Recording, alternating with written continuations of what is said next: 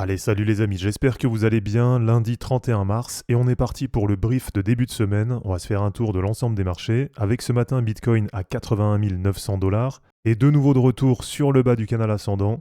Donc là, ça nous promet encore une semaine qui va être assez mouvementée puisqu'on est de nouveau de retour sur des gros niveaux support. Et on a par exemple Ethereum qui est repassé sous les 1800 $. On a la Total 2 qui est repassée sous les 1000 milliards de dollars. Donc là, c'est le marché crypto dans son ensemble qui a un peu de mal. Et du côté du sentiment de marché, eh bien, c'est toujours la peur sur le marché, puisqu'on est à 24 au niveau du Fear and Greed.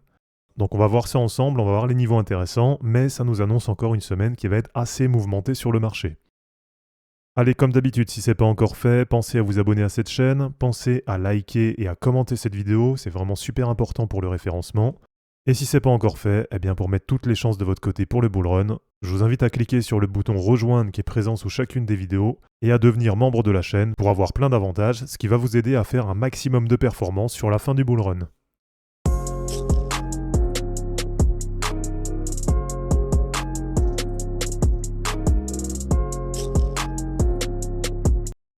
Allez, déjà un petit tour du côté des news. C'est vrai qu'il n'y a pas grand-chose là, que ce soit côté crypto ou même du côté de l'ensemble des marchés. C'est vrai que là, depuis quelques temps, ça reste beaucoup autour des droits de douane de Trump. Donc pour le moment, voilà, on a toujours l'ensemble des marchés qui restent dans l'indécision, qui restent aussi un peu dans la peur, justement liée à ces droits de douane. Donc c'est vraiment ça qui fait l'actu en ce moment. On a sinon les bourses asiatiques qui sont en train de dévisser.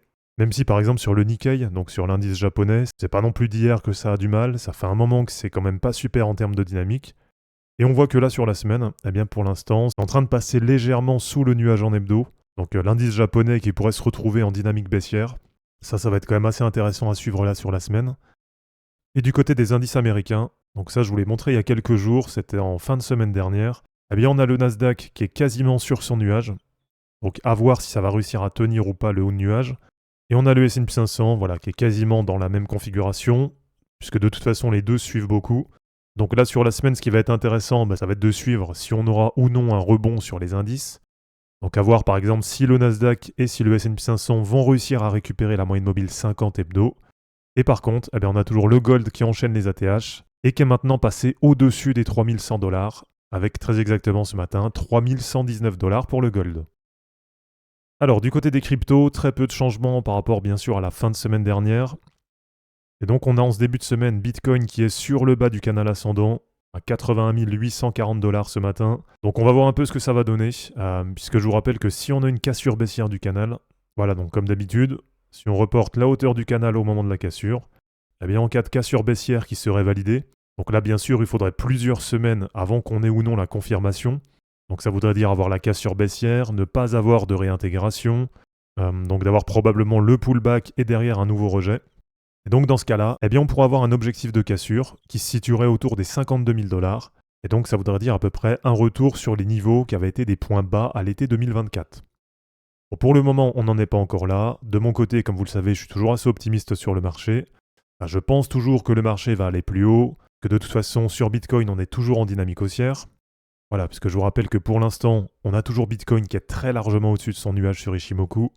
Donc de ce côté-là, voilà, il n'y a pas vraiment d'inquiétude non plus. C'est simplement que c'est des niveaux qu'il faut bien prendre en compte. Mais pour le moment, voilà, il n'y a pas de cassure baissière. On a Bitcoin qui est sur le bas du canal, donc qui est de nouveau sur un gros niveau support. Et comme je vous l'ai montré dans la vidéo d'hier, eh bien je vous rappelle qu'on a le H-Ribbon qui nous a délivré son signal bullish là il y a quelques jours, avec la fameuse pastille bleue qui vient d'apparaître sur le graphique. Et donc historiquement, à chaque fois qu'on a eu cette pastille, derrière on est parti à la hausse sur le marché. Alors même si je vous le rappelle, je vous l'ai montré dans la vidéo, c'est pas parce qu'on a la pastille, donc comme on l'a eu ici, que ça part immédiatement à la hausse. Voilà, parfois on part aussi un peu plus bas. Mais en tout cas, sous quelques semaines ou au maximum quelques mois, eh bien derrière, on a le marché qui part à la hausse et qui généralement va faire des nouveaux points hauts. Alors du côté d'Ethereum, depuis plusieurs semaines, on a cet objectif de cassure baissière qui est bien activé, donc un objectif à 1550 $. Je vous rappelle qu'il y en a beaucoup qui me disaient en commentaire que c'était impossible, qu'Ethereum ne pourrait pas revenir à 1550. Et bon, on voit que pour le moment, ça en prend quand même la direction. Il n'y a pas de signe de retournement de tendance pour l'instant sur Ethereum. C'est vrai que moi, ça fait un moment que j'ai envie d'en sortir, ou en tout cas de vendre une partie de mes ETH, mais il n'y a tellement pas de performance, donc il n'y a tellement pas de reprise dessus, que finalement, j'ai jamais réussi à en sortir. Donc pour le moment, on a toujours cet objectif à 1550 $ qui est bien activé sur ETH. Et alors, comme je vous dis à chaque fois, c'est pas au millimètre près. Donc peut-être que ce sera 1570, 1580.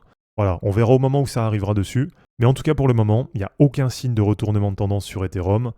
Et donc si on a ce retour à 1550 $, eh bien ça voudra dire qu'on aura Ethereum qui sera revenu sur les niveaux d'octobre 2023.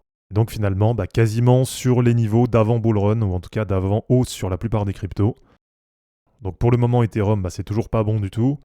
Et donc ça influe beaucoup sur la Total 2, donc le total market cap de l'ensemble des altcoins, qui est repassé sous les 1000 milliards de dollars. Mais par contre, là ce qu'on peut quand même noter, c'est que sur les altcoins, on a le nuage qui est en support. Donc pour le moment, ça reste quand même en dynamique haussière. Et donc vous voyez que sur pas mal de charts, on est sur des gros niveaux support. Donc c'est aussi pour ça que je vous dis que là, on va sans doute avoir encore une nouvelle semaine assez mouvementée. Et sur la Total 1, donc là sur le market cap total des cryptos, donc là aussi c'est de retour sur un gros niveau support, avec quasiment le test sur le bas du canal. Donc vous voyez que ça on le retrouve quand même quasiment partout maintenant. Donc on a quasiment toutes les charts là qui sont vraiment sur des gros niveaux support.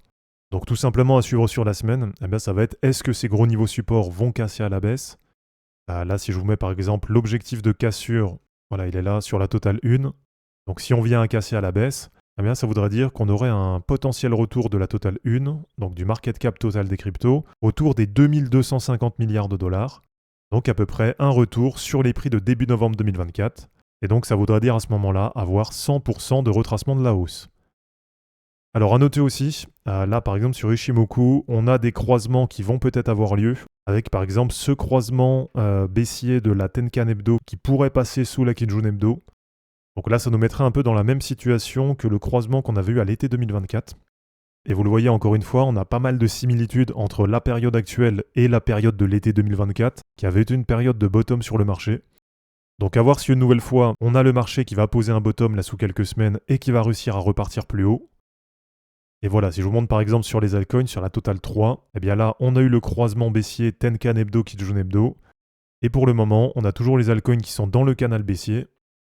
Et sur les others, donc là sur toutes les cryptos hors du top 10, on va dire les altcoins mid cap et low cap, eh bien on voit que c'est passé carrément sous la trendline. Donc là s'il n'y a pas de récupération rapide, ça veut dire qu'il y a un vrai changement de structure, puisque je vous rappelle que cette trendline, eh bien elle tenait depuis octobre 2023. Et donc en gros, ça veut dire que c'est en train de casser la structure qui était en place depuis, on va dire, le lancement officiel du bull run, puisque c'est vraiment à partir de là, à partir d'octobre 2023, qu'on avait eu une vraie envolée sur le marché des cryptos. Donc voilà, une semaine qui va encore être assez mouvementée, puisque là, comme on le voit, que ce soit sur les cryptos, sur les actions ou sur les indices, on voit que partout il y a de l'indécision, partout c'est sur des gros niveaux support. Donc à voir un peu comment ça va évoluer sur la semaine. En tout cas, ça va être une semaine qui va être assez intéressante à suivre. Et je vous rappelle aussi qu'on a le dollar à suivre là sur la semaine, puisque là, quasiment depuis le début d'année 2025, on a une correction sur le dollar. Et donc à voir si sur la semaine, cette correction va se poursuivre pour aller chercher, pourquoi pas, l'objectif à 100. Et dans ce cas-là, c'est pareil, ça pourrait être plutôt positif pour l'ensemble des marchés. Donc voilà, merci à tous d'avoir regardé cette vidéo, j'espère en tout cas que ça vous aura plu. Pensez à vous abonner, à liker et à commenter cette vidéo pour soutenir la chaîne. De mon côté, je vous mets tout ça en ligne et je vous dis à bientôt. Ciao.